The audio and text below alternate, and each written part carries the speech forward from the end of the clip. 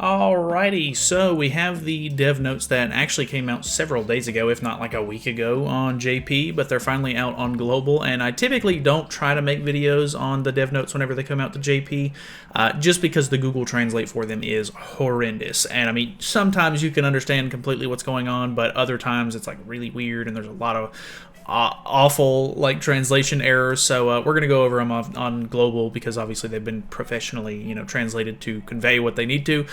So yeah, here we go. Let's go ahead and hop into this thing. Obviously feel free to just turn it on in the background, do whatever you want to do. It's just going to be me talking, reading the patch notes or the dev notes, trying to figure out what's going on. So yeah, I don't know. Subscribe if you haven't already. Let's hop into these things. So, greetings, Knights. It's PD Koo from the 7 Deadly Sins Grand Cross. In this dev note, we bring you some exciting news about the upcoming festival. So let's dive in, shall we? So the weird thing about this is that they released this dev note the same day that the patch notes came out on JP. So we had already watched the live stream, I'm pretty sure, and we basically already knew what was going on, so very weird. But for global, they released them, technically we're getting this like 2 days before the festival comes out. We haven't seen the patch notes or anything. If you were a global-only player and you've never seen JP before in your life and don't pay attention to like anything that goes on JP, then this would be your first news that we're getting a Ragnarok festival. I don't think they've priorly like announced this or anything like that. I know that there was leaks, of course, but I don't know. They seem to do it a little bit more traditionally, I guess, on the global side, even though it's obviously super late. We already know what's happening. People are already playing with the character on JP. But anyways, new festival. Festivals consisting of big events, new heroes, new content, and lots of rewards are on our way to show gratitude to all of our knights. And for the first time in the 7 Deadly Sins Grand Cross history, we are going to have a Ragnarok festival. Ragnarok is the 7 Deadly Sins Grand Cross's original content where the 7 Deadly Sins go on new adventures with the new story, chapters, new heroes, and more.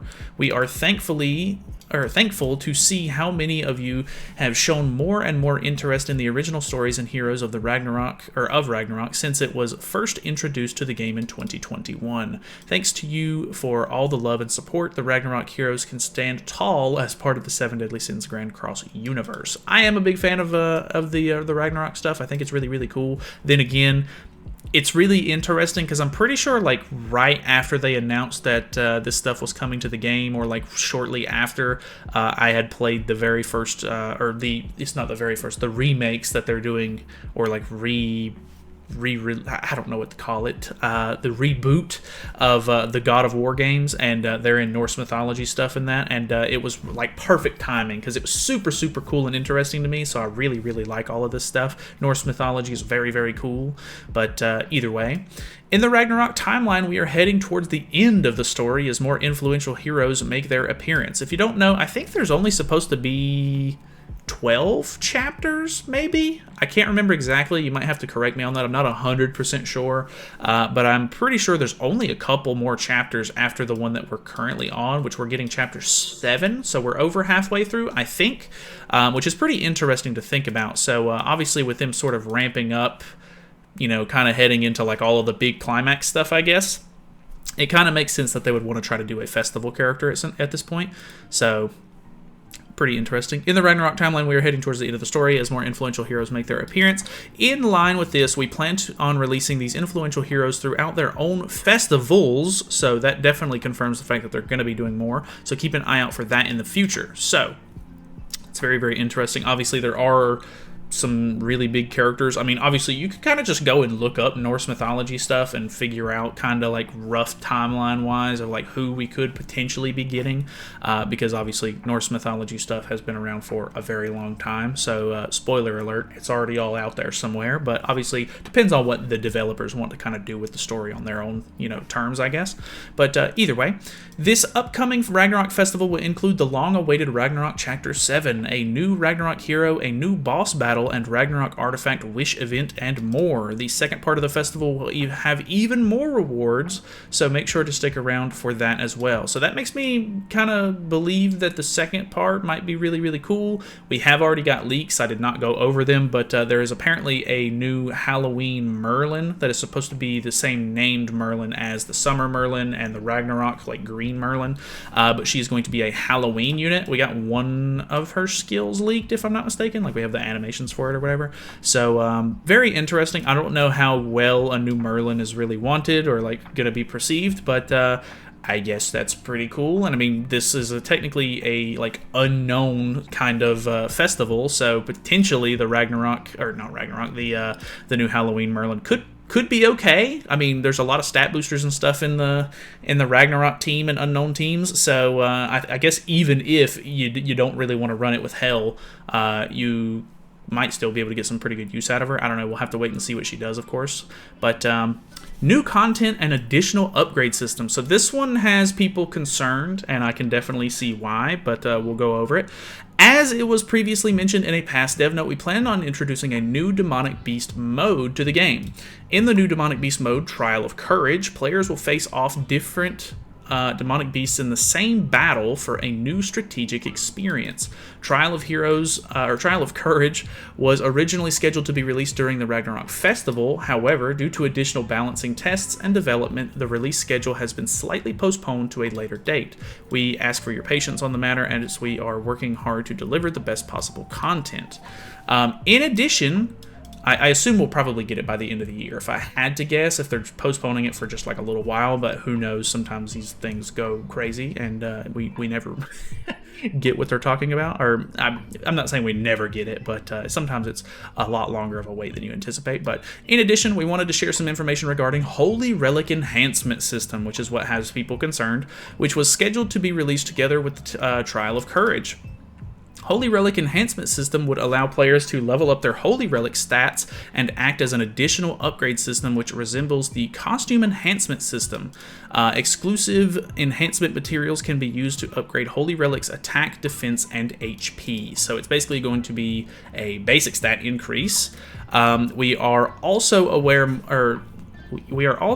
more enhancement options might take a toll on players' resources and further increase player differences. So to help with that, we are implementing the system gradually. So basically what they're saying here is there's already been a couple of leaks about this. Apparently it's going to take costume enhancement materials. I think it's supposed to roughly take 50 of each cosmetic enhancement material.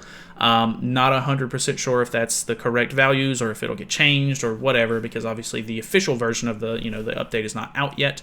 But you're going to be able to upgrade Holy Relics. I don't know if they're planning on upgrading it to where you upgrade all 3 stats at one time. I would assume so. Like, I assume once you invest those cosmetic enhancement materials into the Holy Relic, that you would do it all at one time. I don't know for sure.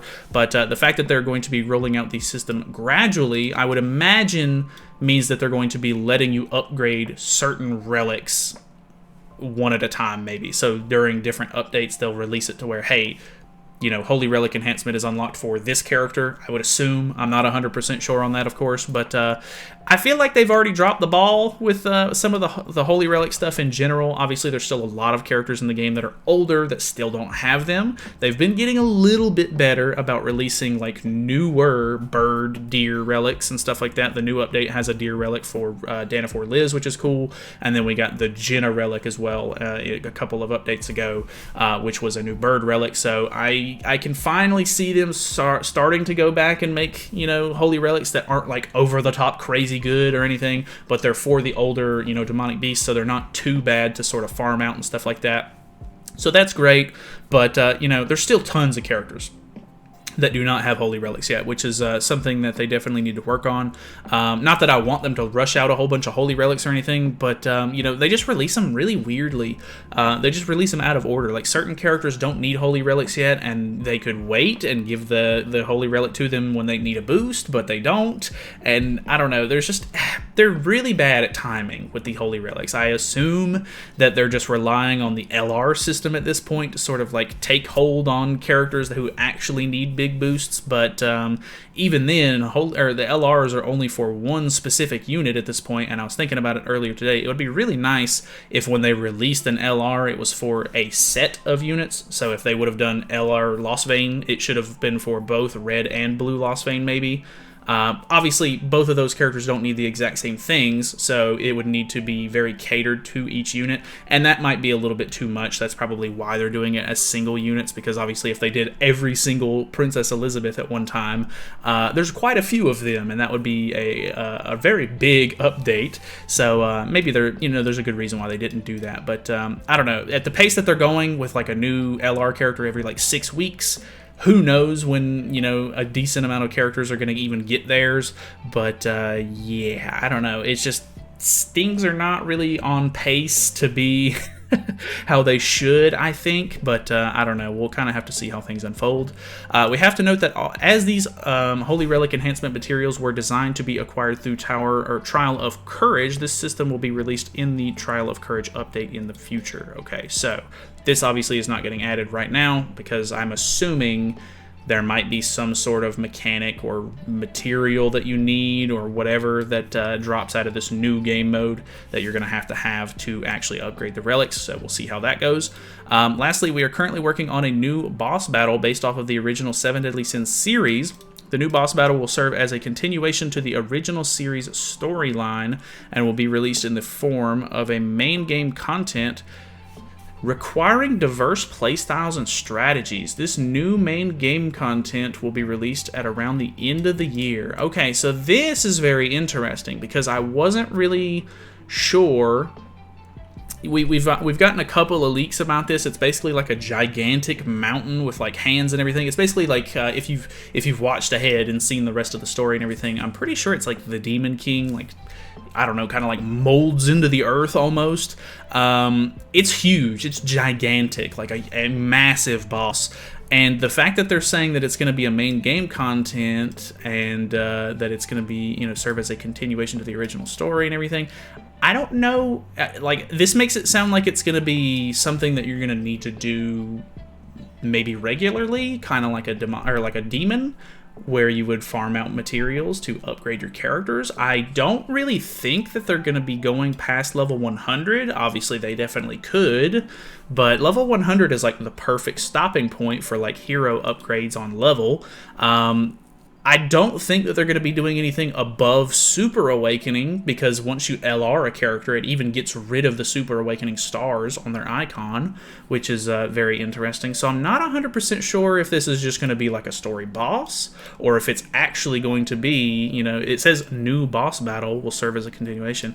I don't know. I'm not 100% sure what they're saying with this exactly, but it's supposed to be a really big boss. I am interested to see what it does, and if it is going to be a new way to like work on stuff. I don't know. Maybe it'll just drop more materials or something like that. Or I really don't know. That one's a little bit confusing to me, to be honest.